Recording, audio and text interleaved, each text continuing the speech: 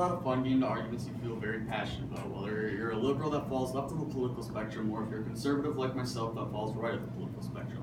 If you're a conservative like myself that falls right of the political spectrum and want to get into the art of debating but can't seem to argue your beliefs or principles very efficiently, then follow these 4 basic steps when debating a liberal, which are to hit back, frame your opponent, frame the debate, and look for inconsistencies in their arguments. You'll be a master at debating a liberal in no time.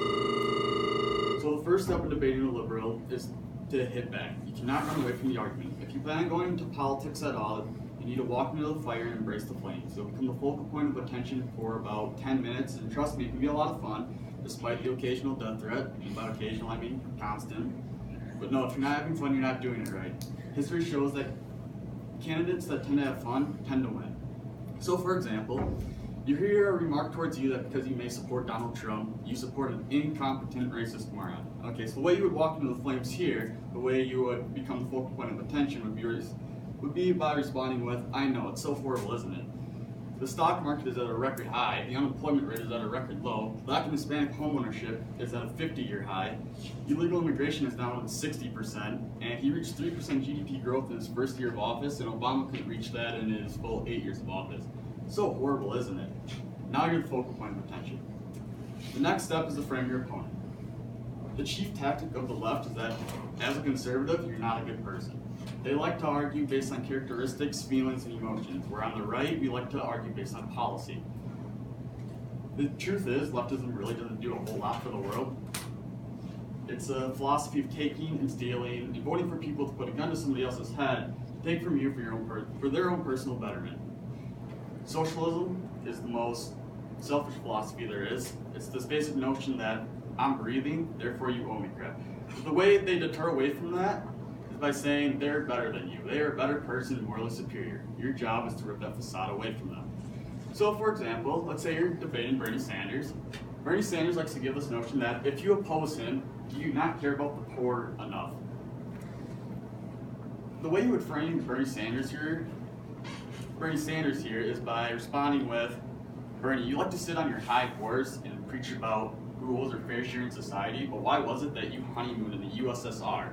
Well, it's literally shipping people off the gulags and killing them. Why did you make Burlington, Vermont, a sister city to Nicaragua when leftist tyrants in Nicaragua were murdering people in the streets? Why is that okay with you? You put your opponent on the defensive because now he knows if he brings a characteristic attack, you're going to bring him right back. Well, yours is based on fact and his is not. The third step is to frame the debate. The left likes to argue in their own terms. Again, going back to feelings and emotions and characteristics. So your job is to use their own vocabulary against them, like freedom, choose, etc. So take net neutrality, for example.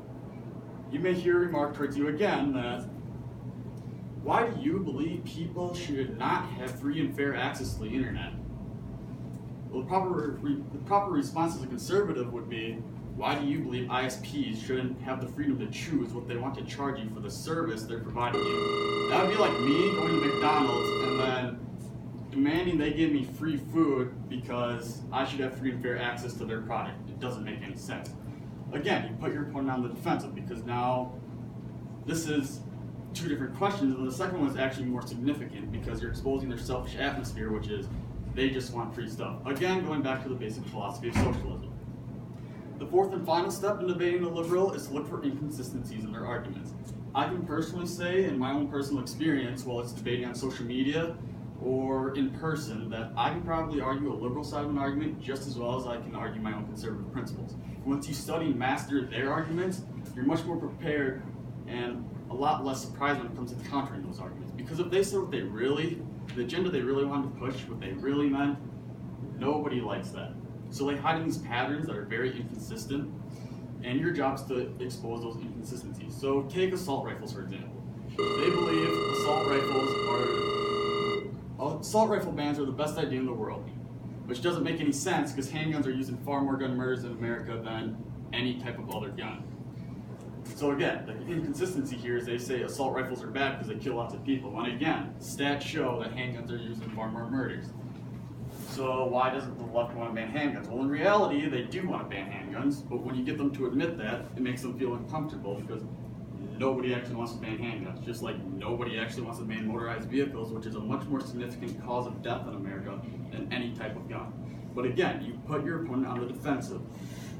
If you're ever on the defensive, that means you're losing. So you always have to look for that and always try to flip the argument.